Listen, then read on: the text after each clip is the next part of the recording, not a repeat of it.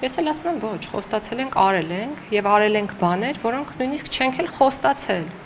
Շատ բաներ են կարել, օրինակ հետվճարի ինստիտուտի մասին խոսակցություն չի եղել, բայց այդ քեշբեքը այսօր կարողանում են ստանալ, քեշբեքի տոկոսը մեծացվել է, որը փաստացի կրկին բերել է թոշակների բարձրացման։ Մենք խոստացել ենք ու վերջապես այսօր գործում է Համընդհանուր ապահովագրության ինստիտուտը,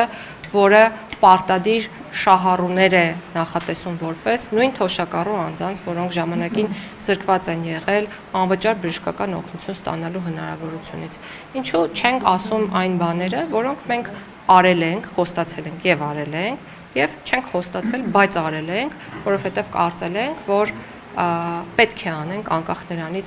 դրանք որպես նախընտրական խոսում ներկայացվել են թե ոչ։ Ինչ վերաբերում է նրան համարժեք է, համարժեք չէ, սա ընդհանուր որոշում է եւ քանի որ արդեն որպես փաստ կարող ենք խոսել, ես կրկնում եմ, որ մեթոդաբանությունը շատ երկար քննարկվել է եւ տրամաբանության հիմքում դրվել է